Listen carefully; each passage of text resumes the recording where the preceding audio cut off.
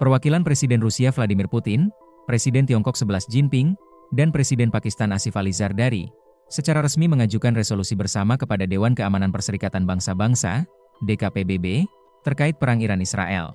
Resolusi itu menyerukan gencatan senjata segera dan tanpa syarat dalam konflik antara Iran, Amerika Serikat, dan Israel. Seruan tersebut dibahas dalam sidang darurat Dewan Keamanan pada Minggu, 22 Juni 2025, malam waktu New York, The Guardian melaporkan. Dewan Keamanan PBB dijadwalkan membahas rancangan resolusi yang mengecam serangan militer AS terhadap situs nuklir Iran. Resolusi itu juga menyerukan penghentian total semua aksi permusuhan. China menyatakan AS merusak kredibilitasnya dan memperingatkan bahwa agresi militer dapat memperburuk ketegangan regional.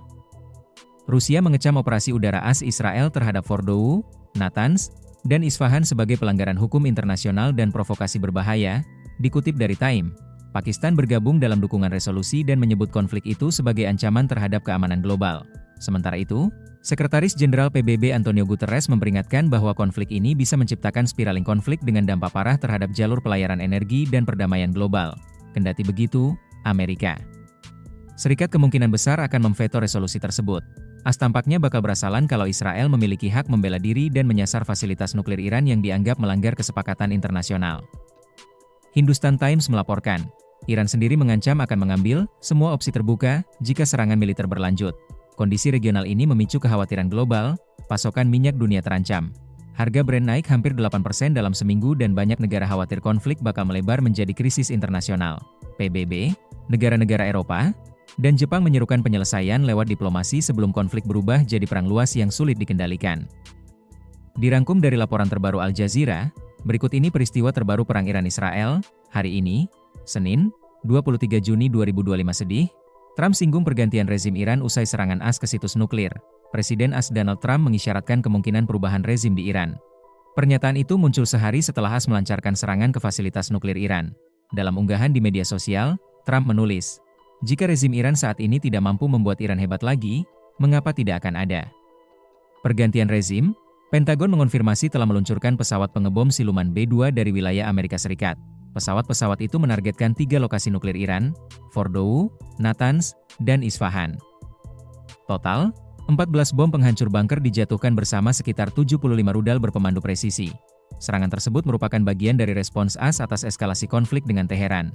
Israel bombardir Iran, serang Teheran dan wilayah barat. Israel terus melancarkan gelombang serangan udara ke wilayah Iran, termasuk ibu kota Teheran dan daerah barat negara itu. Militer Israel mengklaim telah menargetkan peluncur rudal, fasilitas satelit, dan situs radar militer.